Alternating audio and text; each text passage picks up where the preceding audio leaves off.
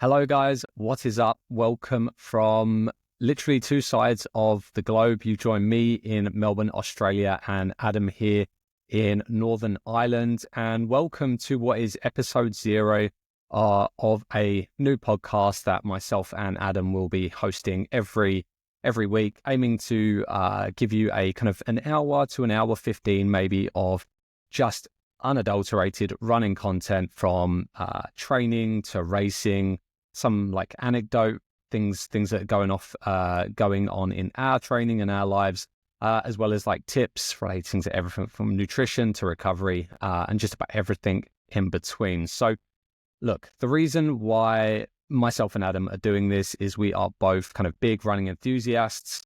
We met a few years back, and we'll get onto that very shortly in a bit of kind of about us, a bit of history. But we essentially just wanted to give back to you guys in kind of from a standpoint of entertaining, kind of inspiring, and hopefully educating as well. So you guys have got a nice resource here to come back to should you need it. Now, like I said, this will be an episode 0, and the reason for that is because we want to give you a bit of background on us before we get into some more kind of direct and just general running content. So without further ado, Adam, why don't you take us away? Let's have a little bit of background. How did you get into running? How did you meet me, in fact? And is there anything kind of you think the people should know about you? Yeah, sounds great. Thank you very much for the introduction, Luke. I'm pretty excited to get this kicked off and actually have a chat about running. Firstly, I met you in Australia. It seems like a while ago now. 2019, I think it was. Yeah, it would have been. It was just before COVID. Around that time, we were both working in the coffee shop. You were the expert barista, and you weren't running at the time, but I was kind of starting my journey or getting a little bit more serious into my running, and I met you then. But for those that don't know, I'm Adam. My name's Adam Smith. I'm 30 years old. I'm from County Armagh in Ireland. Recently got married, and I'm a passionate runner and a coach. My journey's been a little bit I've got into coaching and running sort of by figuring out the things that I didn't love to do. I'll start with the coaching. I went into engineering post-school, into university, and studied an engineering degree and started to work in that field, and quite quickly realised that it wasn't what I wanted to do for the rest of my days. Sitting in an office, should I say, on a computer, it just wasn't for me. I needed to be up and I needed to be out and sort of interacting with more people. I guess, long story short, that led me into teaching. Lots of people think I was a physics teacher, but it was actually PE. Or sorry, other way around. Lots of people think I was a PE teacher. When I meet people now, and tell them I was a teacher, they just assume because of my running that I was a PE teacher. But I went into physics, and again, to cut a long story short, had some health issues over the last couple of years that kind of gave me the kick up the backside to give coaching a go full time. I was always doing a little bit of coaching for the last, I guess, 5-6 years. I got my qualifications in Australia, and was running a small business on the side of my work. But the sort of health problems that I encountered in 2023, once I kind of recovered from those, I just thought, why not give this coaching a go full time? I absolutely love it. I love running. I love working with people. I love kind of teaching people and showing people if there's a better way to do things and helping them to optimize their training. So that led me into the coaching. And I distinctly remember, because that was actually a really good time in my life as well. I won't get too much into my background, will come into that in a sec, but I remember we used to literally just stand behind the bar. Probably should have been working a little bit more than we were, but just chatting. And I remember speaking to you, and there's two things that I distinctly remember that we spoke about. One was obviously your CrossFit background, because at the time I was kind of a little bit interested in starting that, and I was really keen to hear about that. And you also were telling me about, this was when the original Alpha Flies first were released, and you were just telling me about this kind of crazy super shoe that all these runners were breaking records in, and they were like, should this even be legal in the field of running? So I have like really, really vivid memories of that, and that was that was a really fun time. So I mean, coming off of that, why don't you kind of chat a little bit about your CrossFit background? Yeah, of course. So I grew up playing soccer and GAA here in Ireland, and absolutely loved that. Just playing team sports my whole childhood, and like lots of people, go off to university and discover alcohol, and kind of got out of the way of training. I remember I sort of left the senior team that I was training with at the time. Still played a little bit of soccer at the weekends, but yeah, just didn't have the commitment to train at, I suppose, the level and travel up and down from Belfast where I was studying at the time for training. So I kind of got away from training. But I always had this thing in the back of my head that I wanted to get back to training. Like, I really enjoyed training. I always loved going to pre-season, and there was something about the training that I actually really enjoyed. I think seeing those results and then actually looking at watching yourself progress over time was something that really made me tick. And I'd seen CrossFit and it was kind of like cult. You know, I'd been watching videos on YouTube and seeing what these crazy people in like the States were doing mainly.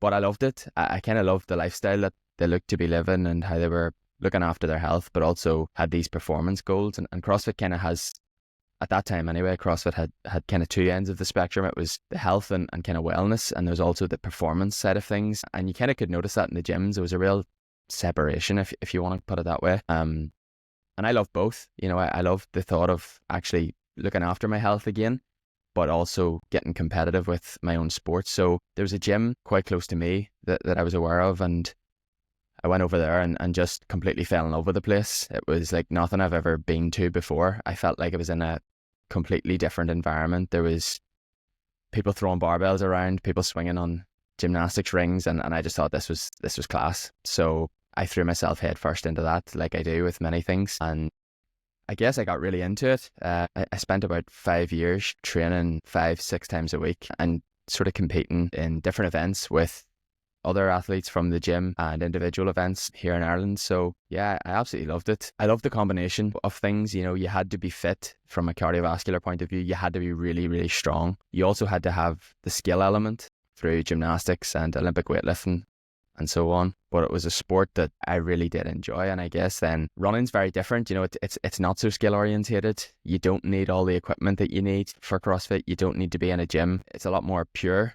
But myself and my now wife, we decided to head off to Australia to do some traveling. And basically, we weren't going to be paying for a CrossFit membership each month. It's quite expensive. And we're going to be traveling around as well. So I thought, look, what can I do here to keep myself fit and still give myself, I suppose, that hit of endorphins and that hit of fitness each day that I want to do some training. So haphazardly signed up to like a 10-mile race. I was fit enough at the time, but definitely not running fit, as I think a lot of people are starting to discover that are going into different things like high rocks and so on. Running's, it's difficult. And I ran that 10-mile race, slogged around it with a friend, but there was something that kind of happened that day that definitely sparked my interest for the sport. And, you know, seeing other people, especially that older people, I remember seeing like these older guys and girls that were flying around the course that day and thinking like, they're a hell of a lot fitter than I am, you know, and I thought I was fit. And I guess that inspired me massively, as well as just the feeling of being outside. The course that we ran that day was really nice. It was local here in Lurgan, where I live in County Armagh, and it was through like some trails in a place called Oxford Island, anyone that's familiar with it. And it took in quite a lot of the routes that I actually run on a daily basis now. But being outside, exercising, and yeah, that kind of just led me into the sport of distance running, and had a few drinks that evening to celebrate my big 10-mile run, and signed up to a half marathon, and that was when the journey really started. And that's when I really got into running, and I took that with me then when I started to travel. Yeah, sure. And how long, so it sounds like you went pretty quickly from, I need to find something to fill the void that CrossFit left, and going, okay, I'm going to sign up for a race. Like, how long had you actually been training for before you signed up for the race? And when, like, was it, okay, I'm going to sign up for this race, it's next week, or was that kind of a couple of months in advance? So the 10-mile race, or the 16-kilometer race for those that like Ks. I know down in Australia, you guys like kilometers. Yeah, exactly. The 10-mile race was pretty much like, I think it was 3 days after I signed up and just went and done it and ran it. And yeah, just had no clue, you know, what I was really getting myself in for. And then I signed up for a half marathon 6 weeks later. I contacted a local runner that I knew quite well. And he gave me a 3-4 day a week kind of training plan written on paper. And I followed it to the letter for those 6 weeks and really impressed myself with what I could do in 6 weeks, you know, with a bit of sort of committed training and structured training, those 6 weeks really opened my eyes to kind of what that could do for me. So that was then into the half marathon, and as I say, it just spiraled from there really quickly. I guess I'm the type of person that does throw themselves into things like that. I go all in quite quickly. And now I have to be careful with the things that I kind of take on because, like I say, I go all in. And just to go back a little bit, do you actually remember the times you got for the 10 miler and the half? I can't remember the 10 mile time. 10 miles not a distance that you typically race, and I have no idea what that was. I think I maybe averaged like 7:45 per mile, which is I think 4:55-ish per K.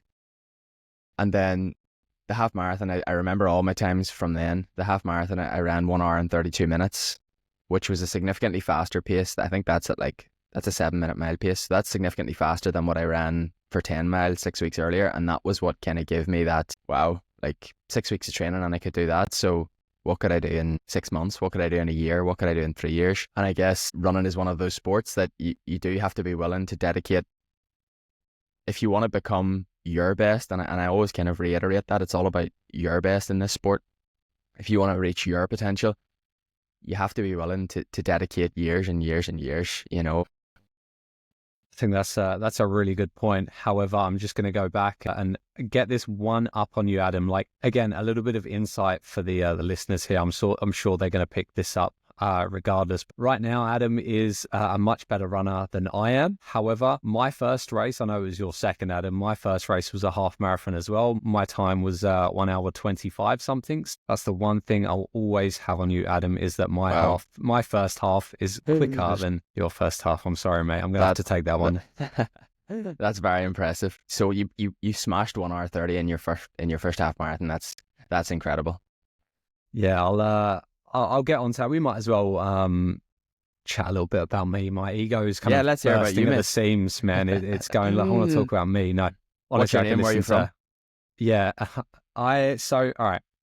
First things first, like you might have noticed that I do have an English accent. Yes, I'm in Melbourne, Australia. No, I'm not Australian. I am English, and I mean, like, long story short, the reason I'm over here is I met my partner, who is an Aussie, in London. She was on her 2-year kind of, what they call it now, it's just a working holiday visa, essentially. She was traveling. I met her at work. I was in the hospitality industry for a long time, and she had to come back to Australia, and I decided to come with her, and I got my visa pretty easily, to be honest with you. I mean, it's I won't go into too much detail, but if you're in a genuine relationship with someone who's Australian, it's pretty straightforward. It's just a lot of evidence that you need. But that is why I am here in Melbourne, and I'm very settled at the minute. And I'll be honest with you, it's very nice being a runner, because at this time, and even most of our winter as well, it's pretty good weather. Like, don't get me wrong, we do get some miserable weeks, especially around like the June, July, but this time of year, like it's January 1st, we're recording on January 31st. I went for a run today and it was kind of mid-20s, and over the weekend it's going to be mid-30s, and it is absolutely lovely. I'm not jealous at all. No, that is one of the pros, I'll be honest with you. But yeah, look, if I'm going to rewind it a little bit, my backstory is pretty similar to yours, Adam, in that I kind of grew up playing football, soccer for the Australians here. But yeah, that's kind of, we're English, as what we all do. You just play football, it's natural.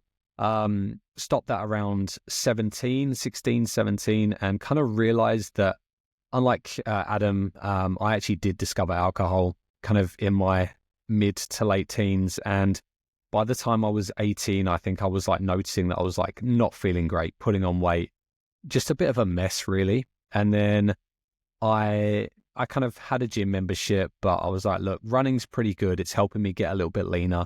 I'll get into running. And so I kind of, I got into it briefly, but it was never kind of because I loved running. It was always like something to do, something to keep me fit, and I knew I should do it. fast forward a few months, I ended up kind of in the gym wanting to train for muscle growth.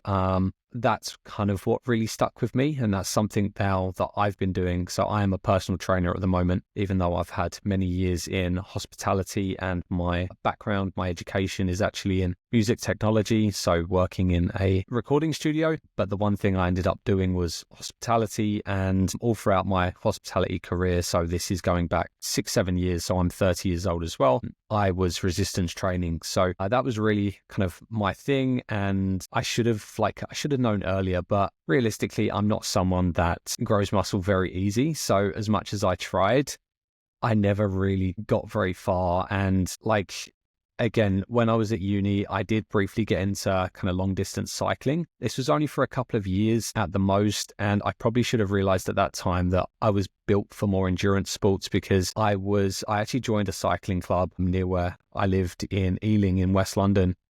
And it was well within 6 months, I was kind of riding 100K kind of group rides and just like smashing people up hills. And I just naturally, weight fell off of me. And had I known at the time, if I was better at fueling, I probably would have been a really, really good cyclist as well. I should have taken that. But as soon as I finished uni, I started looking for a job. Time became scarce. So I kind of nipped that in the bud and ended up just resistance training. And then, I met Adam back in 2019. At this point, I was living in Australia with my partner, and I kind of, during COVID, had a bit of an epiphany. I was like, this hospitality biz ain't for me anymore. I need to do something more. So that's when I did my certs to become a personal trainer. And now that was, it's 2025. So I did my certs back in 2020, coming on 5 years that I've been a registered personal trainer. And I've also now got my Athletics Victoria Level 1 running certificate. So I'm also a certified running coach, even though that's maybe not my kind of main focus as much as I am taking on clients. I'm primarily a personal trainer. So that's kind of about me. And in terms of running, I think this must have been mid 2023, and I kind of just was getting a little bit sick of training. So again, everyone thinks that, oh, you work in a gym, you can train anytime you want, you're around resistance training all the time, it must be fantastic. I'll be honest with you, it's not. Some days it is fantastic, like it is super convenient, and it's great to be like surrounded by like-minded people. But you do kind of get sick of the sight of dumbbells, and it's fair to say the novelty wears off, isn't it? It really does, especially after years. And like it happened, and there was one day I was just like, look, I kind of want to feel athletic again. I was even like toying with the idea of going back to playing football, which, to be honest, at my age, it's probably not a good idea, because if I tear my ACL at 30, that's no good for anyone at all. Like, I've got a kid, I need to go to work. It's no good. So instead, I kind of jumped on the treadmill and started running. I ended up getting a few niggles, because this was like, there was no coaching at this point. I was literally just jumping on a treadmill and doing 15 minutes, 20 minutes. And then I kind of got outside 5K, 6K, up to 10K. I was running it Adidas Ultra Boost, which they actually label them as running shoes, but they are not running shoes. And I was giving myself a lot of grief. Have you got any thoughts on that? You look like you're about to berate me. I was just about to say something. I didn't want to interrupt, but no, go. Is it fair to say, look, this is a bit of a tangent, is it fair to say you're a bit of a shoe dog yourself? I distinctly remember when we were working together, we always spoke about training and what we were doing, and I was always running at the time, and you were interested in kind of what I was doing and how I was structuring my training, and similarly I was very interested in what you were doing. But the other thing that we spoke about a lot was shoes. I've always loved my shoes and my clothes since, like, my mom would tell you, I've been into that stuff since before I can remember, but I've never met someone that was more into their shoes than I am until I met you. Yeah, no, I definitely cannot deny that the accusation. Again, I'm not really sure why. I've just always been into kind of streetwear, sneakers, and fashion as a whole. And now come to mention it, running's actually the best sport for me, because like I've got like a rotation of about So I remember distinctly messaging Adam must have been late 2023 about, okay, where should I go? So this was me wanting to level up from my Ultra Boost. And I was like, Adam, mate, I need some running shoes. Where would you go? And like fast forward now to kind of early 2025, and I've got like 6-7 pairs. I'm up to date with the latest drops. I kind of latch onto things. I think I am a little bit more sensible now. Like I don't tend to buy sneakers as much because, again, I wear the same 2 pairs of shoes to work, and I might wear a couple of different pairs over the weekend. But your boy's got a mortgage, your boy's got a child. Like I can't really afford to splash all my money on shoes I'm not actually going to wear. But yeah, that is deadly true. And yeah, as anyone who's actually watching the podcast will find out, my absolute favorite streetwear brand is Kith, and every week you'll probably see me wearing a different Kith t-shirt. So hold me to that because I've got an absolute wardrobe full of them. Got a few to get through. I've got so many to get through, Adam. But yeah, so back to running. Well, just before you go on, I'll probably be wearing the same old grey hoodie every week because it's if you can't see, it's pretty early in the morning here. Just got out of bed and I threw on the first thing that came to my hand. So yeah, you can wear your fancy streetwear, your expensive t-shirts, mate. I'll be sticking to the duds for a while. Is it a new look or is it like what brand are we going for? I think I bought this in Uniqlo. Yeah, big fan of Uniqlo, so can't go wrong. Good quality. Yeah. But yeah, gosh, where was I? So I mean, yeah. Long story short, I got into running. Running in 2023. I started working with a physio who works out the gym that I work at, which is JPS, kind of cheeky little plug there, JPS in Airport West in Melbourne. And I was working with a guy called Anth Filioni, works for the Movement Institute. Again, he works out the same space that I do, and he's run half marathons, and he put me together a little kind of program because he was like, okay, what's your goal with running? You've got this little niggle, but like, how can I help you not only kind of fix the niggle, but become a better runner? So I told him, I was like, look, I wouldn't mind being able to just run the distance. Like, how cool would it be to be able to run 21K, 13 miles? And like we didn't reinvent the wheel. I just had a 3-day program along with some resistance training that I followed for about 6 months. And I quickly realized that I was like, okay, I am getting quicker here, and I'm probably on for about a 90-minute half marathon. So kind of, why don't I sign up for one? So I ended up signing up for one this would have been September of last year, 2024. And I was like, look, my goal is a sub 90 minutes. And I'm literally the same as you, Adam. I went, look, I'm going to go all in. I'm going to treat this as though my life is on the line. I'm going for this sub 90-minute half marathon. And if I don't, I'm a failure. So this probably stressed me out way more than it should have done thinking back. And yeah, bad move for anyone who's thinking of racing. Your life is not on the line. Yeah, I put everything into that. And long story short, I ended up running 1:25, like 40 something. And even more funny, I guess, an even funnier thing is I didn't realize it at the time, but I actually had pretty severe COVID, and the adrenaline from the race itself and the day before was basically masking the symptoms. Within a couple of hours of finishing, I was basically bedridden, vomiting, and the whole week after was a write-off because I was so sick. So in the back of my head, I'm always like, man, if I was healthy, I don't know, maybe I could have shaved off another minute or so. Am I right in saying you were on the podium in that race? I remember seeing a photograph on the podium. Yeah, I was on the podium. So first, again, second, third? Look, I was third. I came first in my age category, which was... that doesn't count. Oh, what, does it not? Is that not a thing? We're not taking that. That's not a thing. Okay. Maybe if you're over 50 or over 60, maybe, yeah, but not at our age, mate. No, I'm not taking that.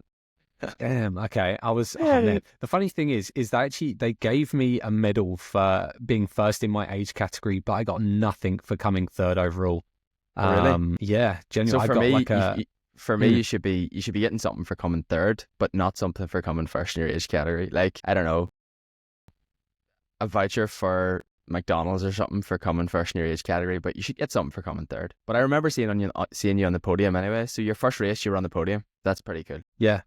Yeah, and don't get me right, it wasn't it wasn't a massive, it was a local run. I think it was it was one of these, I guess, kind of local charity runs. And I think of the people that did the half marathon, I think there was 200 and something in total. So, I mean, coming third out of 200, my first race while sick, well, I was pretty happy. And a little bit of jumping ahead, but that race, I want to try and do it again this year. And who knows, I might even be trying to win it this year. So, Good on you. We'll see. And can we just say for anyone that's listening that when you are sick, you shouldn't be racing? Luke, is that fair? Is that fair to say? 100%. And look, to be honest with you, if I'd have realized how sick I was, I probably would have thrown in the towel, or at least it's hard because, again, racing, like running sick, like most of the time, there is just no point. And we've all done it.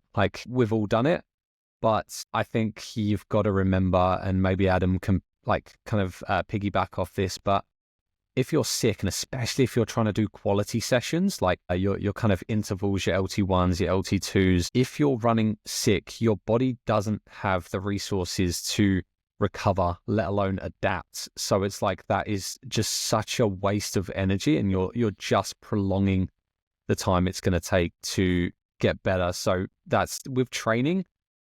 It's just not worth it. Would you agree? No, it's never worth it. I have a couple of good rules that I always pass on to anyone that kind of asks or needs to know. But a doctor once told me, if you're experiencing, I guess, flu or cold-like symptoms, if the symptoms are below your neck, if you're experiencing like muscle and joint pain or like tightness in the chest or whatever. And by the way, I just want to caveat this with, I'm not a doctor, but a doctor did tell me this, and I hope I'm phrasing this correctly. But if you're experiencing those symptoms that are below the neck and you have that muscle and joint pain or the tightness in the chest, that you absolutely should not be training at all. Like, you should just rest. If, however, you're experiencing symptoms that are exclusively above the neck, i.e., like you have a sore head or you have a runny nose or a little bit of throat pain, but you're not experiencing those symptoms below the neck, as in they are exclusively above the neck, then perhaps okay to do a little bit of easy training. So whether you go for a walk or a very slow, easy run that's maybe shorter than what you would usually do, but you got to manage that yourself. If you're feeling like crap, don't run, don't train. And then the other thing that I always tell people is, if you are sick and you've had to take some time off from training because you're sick, is that when you feel like you're ready to go again, just give it an extra day. It was actually an Aussie podcast that I love listening to called Inside Running.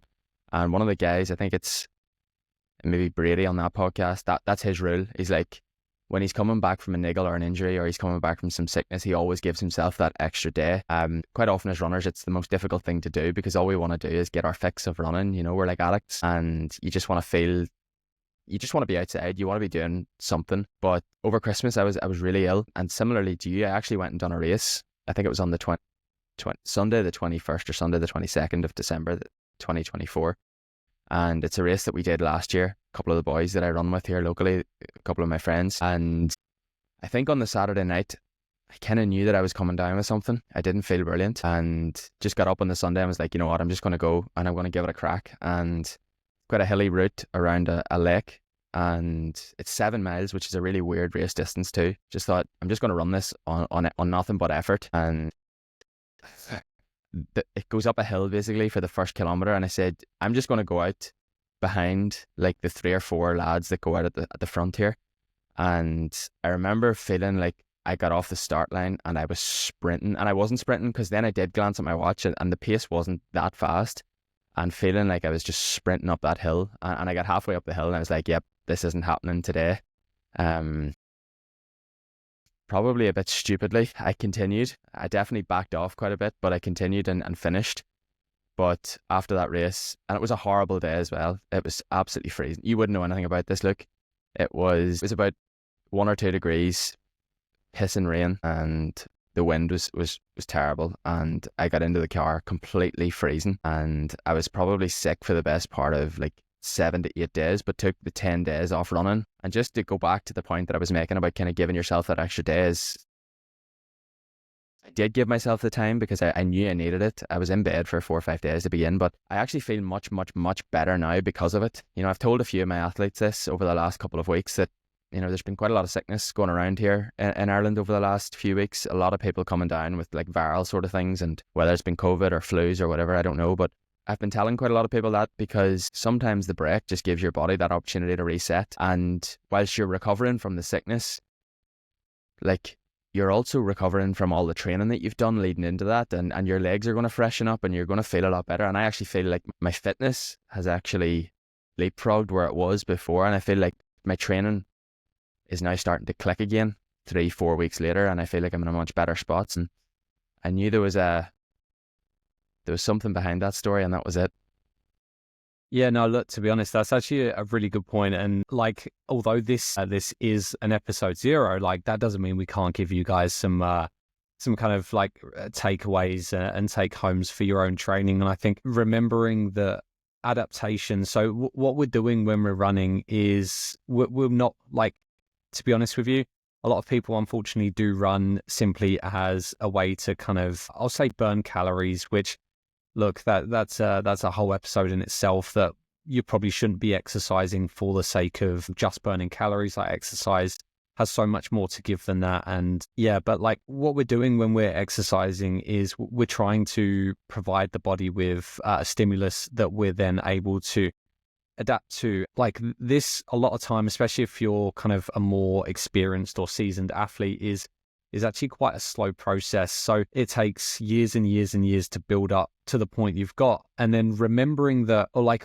when you feel you're getting sick, it's so easy to think like, oh man, I've just had like the best kind of year of training. I feel fantastic. I just feel brilliant. I don't want to take a week off because it's going to ruin all my hard work. My Strava graphs can look terrible if I do. And let's be honest, we do think about these things, but then it's just at the end of the day, remembering that in 1 week, you're not going to undo what you've built in months and months and months of training. And to be honest, the only thing I think you would lose from a week off training is maybe some of that like top end VO2 max, because you're definitely not losing the aerobic adaptations, because again, they're so slow in building up that they don't go quickly. Anything that takes a long time to build is not going to go in a quick... It's not going to atrophy very quickly.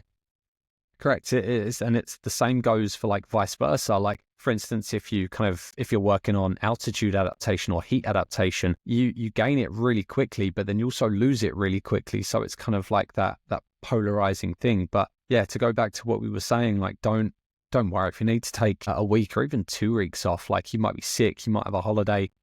Like, it's not going to set you back that much. And I think like now that we're both in our 30s, I think we're old enough and wise enough to say that we've both been applying this to our training, and it's kind of come a long way for it. Like, yeah. I think as runners, really, like we become so attached to our routine, and we become so attached to the various things that running adds to our life and the feelings that running actually gives us. Even though as you run for years and years, the runner's high, it doesn't come very often, but I think it's that attachment to the routine that's so difficult to let go of. And I have these conversations with people all the time when I'm trying to encourage them to take a break, like regular breaks in their training. When we kind of zoom out and look at a long-term plan, and we actually plan in those scheduled rest periods, but also just when they're sick or when life gets in the way or when you're stressed or when you have a holiday. It's like, don't ruin your family holiday by feeling like you have to train every day because you have to hold on to that routine. By all means, if you've got the time and you want to train,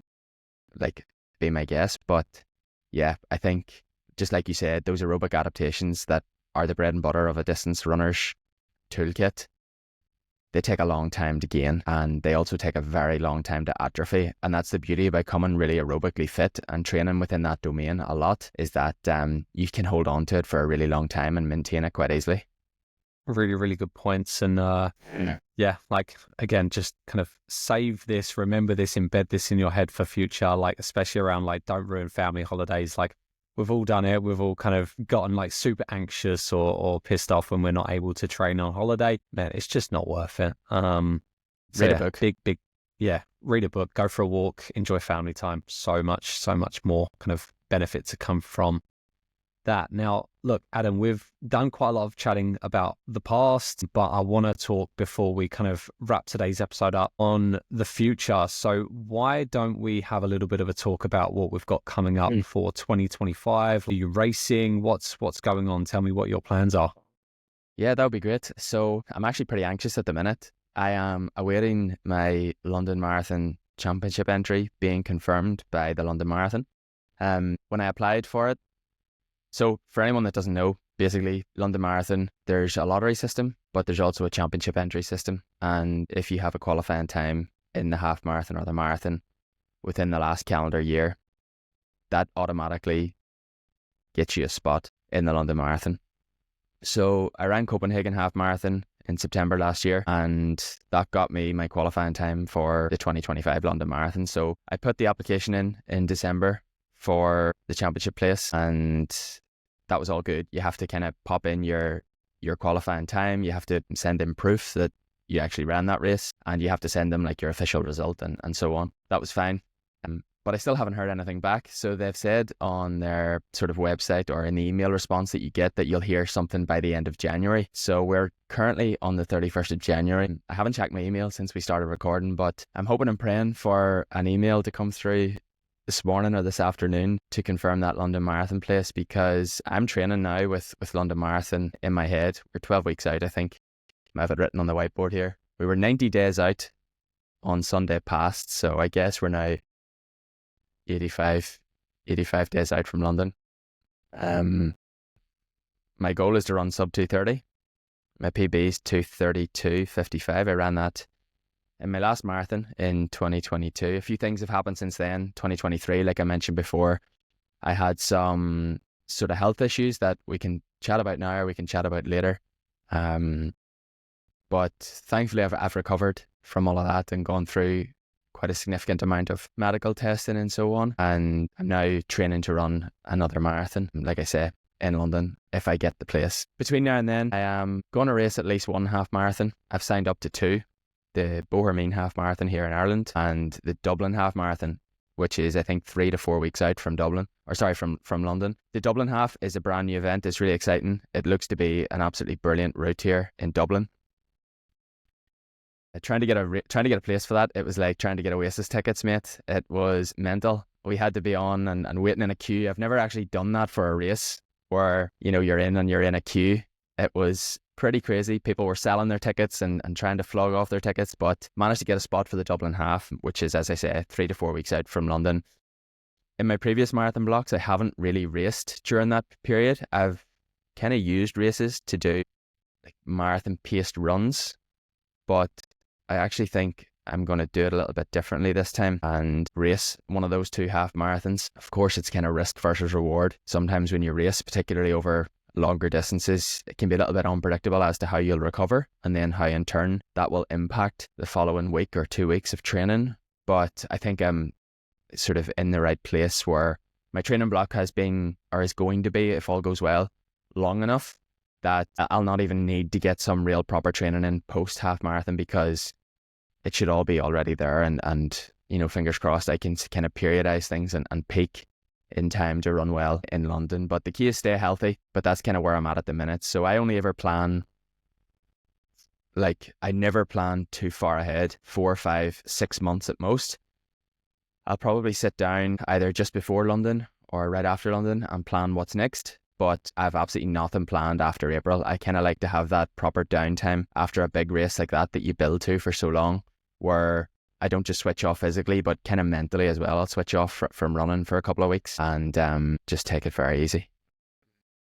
So I guess so many questions. I was about to say I've got a couple of questions, but I could ask so many questions about that, or about, I guess, your race schedule, but maybe something for the listeners who are relatively new to racing. So a lot of people kind of have this, new runners will maybe go, look, I'm going to have my one race. This is the cherry on the cake. I'm going to do all my training, I'm going to have my one race, and then that's it. So maybe why don't you kind of go into a little bit of why you would have those kind of shorter races in the run up to your marathon? What's the purpose of that? That's a really good question. As I said in the past, I haven't really done many races in the build to a marathon. Rather, I've used races as training runs, so I haven't actually raced them. I've gone out with the race number on and raced at marathon pace just to get my body used to marathon pace. But with actually racing it, you're obviously going at maximum effort. And as I said before, there comes a bit of an unpredictability as to how well you'll recover and how quickly you'll recover after a race. There's no real rule on that. You know, I know people will tell you for every mile you race, you have to take, I've heard that rule before, for every mile that you race, you have to take a day off. So, or sorry, maybe it's for every kilometre you race, but whether it is, it's either 13 or 21 days off for a half marathon, which is a lot of time. But for me, it's miles.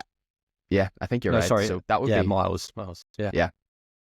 So for me, I've raced many half marathons, and there's definitely an unpredictability to how well you recover. I always think recovery kind of takes kind of three phases. There's like the muscle, or the kind of the physical body, and there's also the mind, and there's also like your energy levels. And I think those three things, they don't all kind of come back to full at the same rate, and similarly, they come back at different rates after different races, and that all depends on how the race has gone. I've found that the races that haven't gone so well, that I've maybe cooked myself a little bit early, I've actually taken much longer to recover. But to come back to your question, the reason for racing, I'm really just, and this is, I suppose, not necessarily counterintuitive, but probably not the most scientific or the most probably scientific reason, but I just want to race. It's as simple as that. I just feel like doing a half marathon in my build to this marathon. Before, I've always had this kind of thing where it's like, yeah, I kind of want to always use the analogy with people that when you're training, you're kind of making deposits in the bank, and then when you race, it's like taking money out of the bank. And you know, you just want to build up your savings before you race, and you want to build those savings as much as you physically can. But my previous marathon blocks have typically been like 10 to 12 weeks.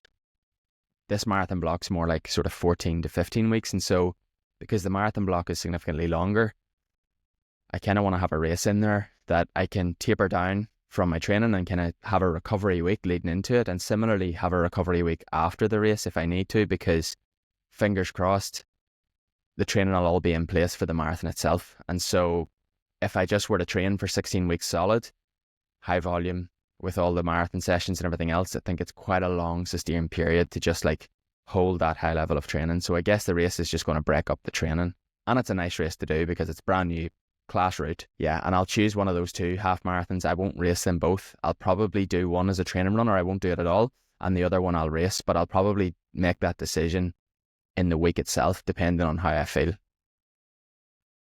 Yeah, and I think it's really important to like remember that specificity is such a big part of, I guess, any training modality. So like if you're training to race, at the end of the day, like experience racing, like getting yourself, like Adam, you're pretty, I guess, or a relatively seasoned runner, at least compared to the normal person, compared to me. But like, I'm sure there's benefit to be had from just getting yourself on a start line, wearing a bib, kind of getting used to like the process of all these things. And then when you then get to your kind of, we call them A races, right? So you have your A, which is your priority race, and you might have a B, C, so on. Like when you get to your A race, you don't want to be lost thinking, okay, what do I need to do now? Like if you've got that experience doing kind of less, doing like 5, 10Ks or whatever it is, half marathons, and you've got your experience there when there's not so much pressure, you'll get to your A race and it might just kind of be the difference between, like, we're talking minutes here at the end of the day, but if that is the difference in minutes, kind of being that a little bit more relaxed, then we will absolutely take that, because a minute's all it takes to get a PB, right?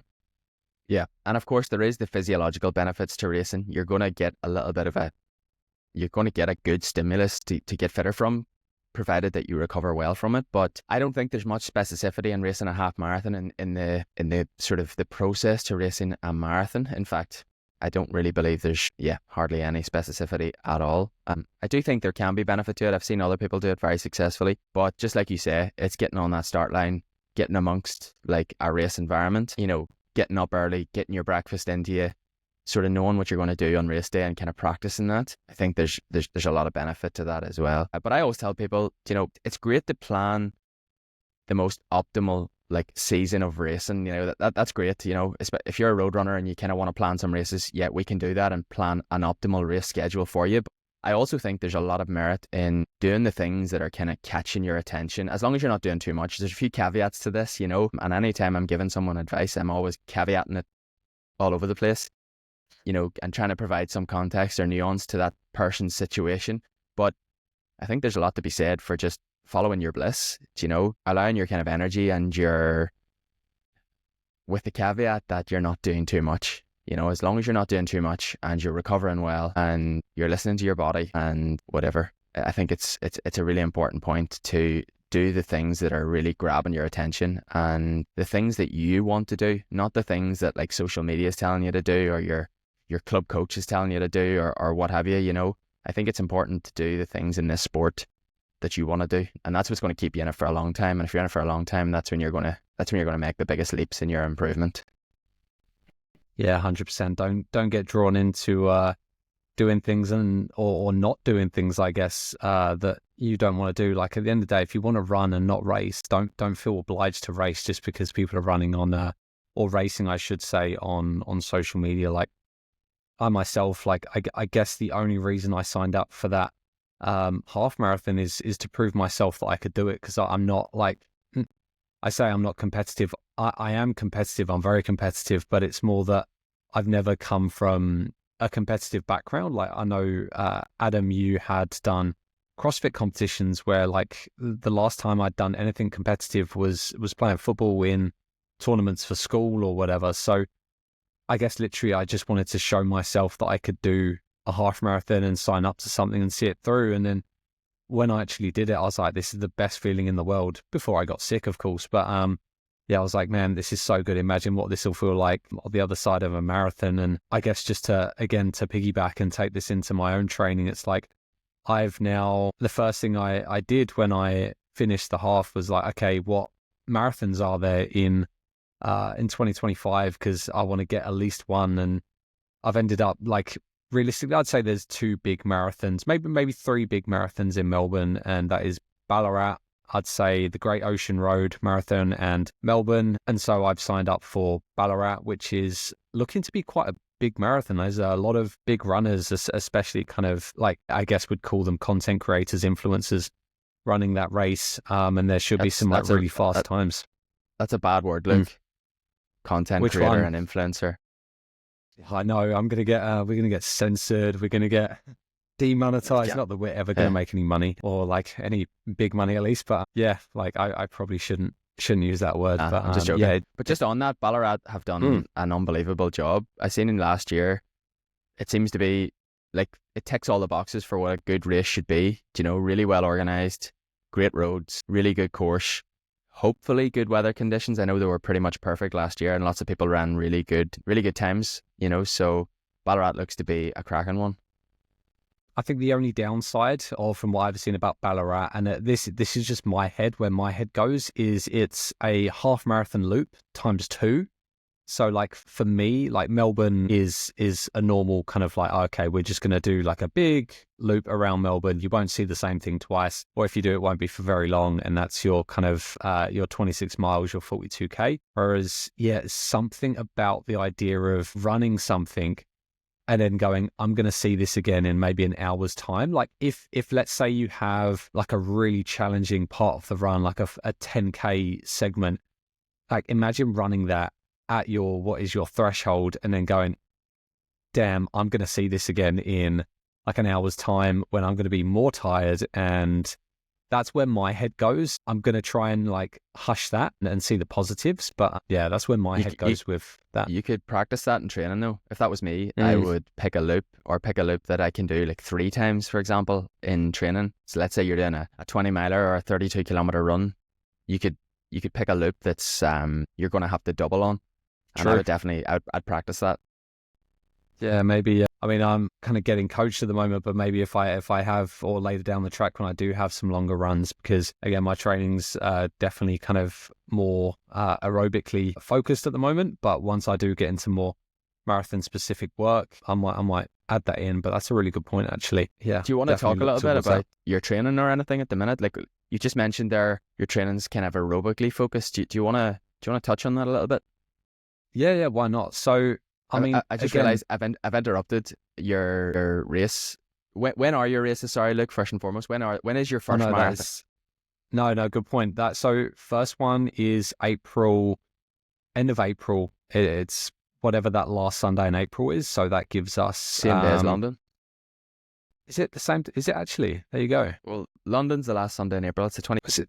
Yeah, it's the 27th. There you go. It is the same day as London. I'll be honest with you. London is obviously my home, and London is my dream marathon. So I'd probably rather be at London. But yeah, there we go. That's going to be really, really cool, I guess, to know. You'll have to get yourself a championship entry for next year. Oh man, that'd be fantastic. You know what I'm trying to do? I'm trying to source just some kind of like vest that has, or singlet as they call them here, something with London on it, just so I can like run with London on my chest. I've always loved like representing London. If you do that, people are gonna like be shouting as you run past, like "Go London" and clapping their hands and calling you the name London. You do know that? All right, I got to do it. I know. I think when I was signing up for my Melbourne Marathon bib, I know they let me put a flag on there. So I've got it's not the English flag, but it's the Union flag, the Great Britain flag. So that's going to be a pretty proud thing. Is just complete. That'll be my second marathon, but at least running across the line, fingers crossed, with a British flag on my chest. That'll be cool. But yeah, so that. And then, yeah, going back to timing. So Ballarat will be in same day as London, and then Melbourne is like, it's a while away. So that's like out of sight, out of mind. That's next October. But my plan is to kind of chuck a few kind of 5, 10s, maybe halves in there as well, just as more practice for me and just get experience racing. But yeah, just before we wrap up, I suppose my training at the minute. So I am actually being coached by David McCarthy, who coached you, Adam, for a little while. And my training was, I guess I fell into the trap of just doing too much and going too hard. And a lot of my training was quite anaerobic in the end. So I was doing a lot of like really hard intervals, really hard tempo sessions. And because, again, that's all I ever really knew. And because it worked, I didn't think twice about it.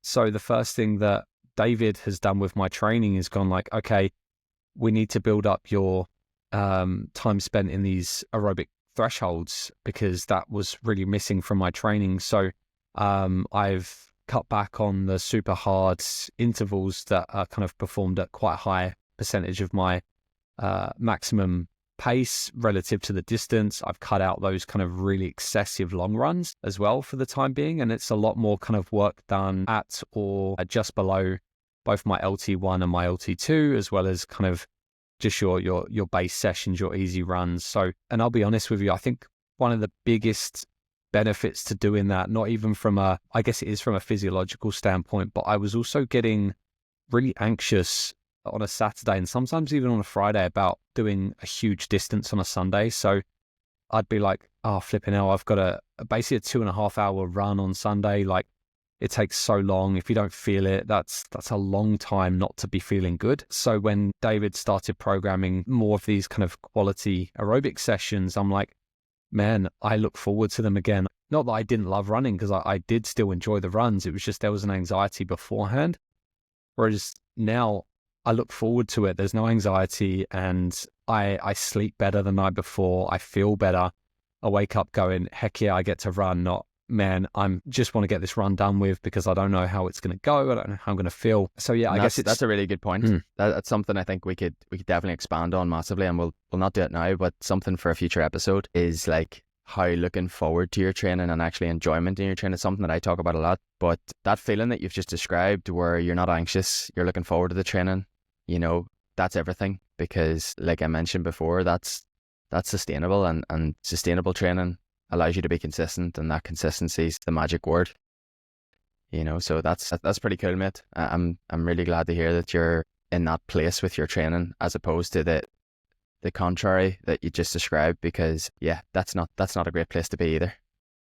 No, it wasn't. And I think the magic word is probably sustainability at the end of the day, because I guess because it was building up so slowly, I never really got to that point where it was like, man, something's wrong. It kind of happened so slowly that I didn't really notice it. It's only now in retrospect, in hindsight, I'm gone, man, that wasn't a good place. Like, don't get me wrong, there were still runs I looked forward to, and I still like loved the feeling I got when I was out there doing my intervals, even though they were like really hard. But yeah, looking back, I'm like, man, I enjoy it so much now, and yeah, just in a much better place. So definitely something to take away from this podcast for any listeners out there as well, is like, it's not always about going kind of balls to the wall and trying to like clock these huge miles because you think that's what you need to do. Like sometimes like quality work doesn't have to be at your kind of RPE 10, and you don't have to be like crying blood and seeing colors at the end of it for it to be a productive session. Yeah, for sure. A really good point to make. All right, guys, we've just topped the hour mark. I think our plan with these podcasts was to keep it around this point, just so we keep it kind of listenable and don't drag on for too long. But we've definitely got some points I think we'll be expanding on in the next few weeks. So yeah, just I guess some general housekeeping for future. This will be available to listen to. We're going to aim for kind of Wednesday uploads.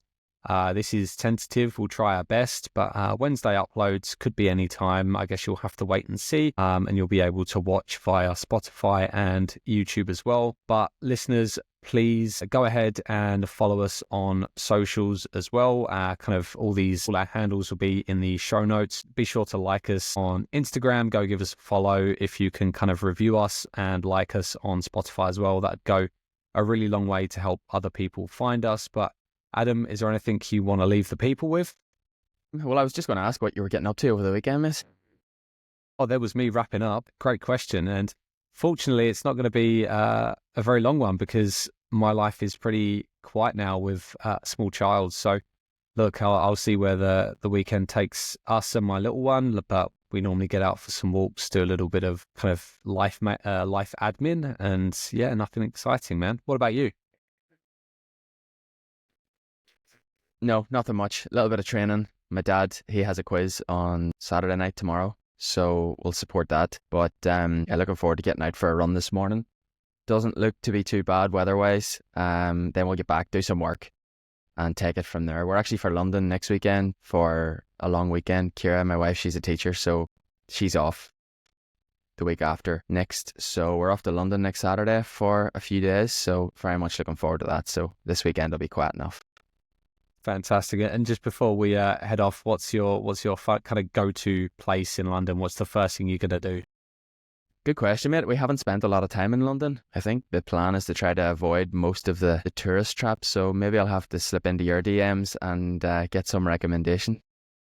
Yeah, we'll talk about some coffee. That's the first thing I say to people is London That's coffee always is the goal. best. It's the best coffee in the world. Sorry, Melbourne people, but I've had better than Melbourne. It's better than Melbourne. I've worked in both. I've had both. London coffee is better, and I'm going to send you so many places to go. So don't you worry about that. Yeah, good man. Well, that's always the first port of call is good coffee. It has to be. It has to be. All right, guys. I think we'll leave it there. Again, thank you so much for listening. We will see you soon. We're going to aim to record, like I said, at the end of every week. Have a new podcast out for you Wednesdays. So yeah, stay tuned, and we'll catch you next time.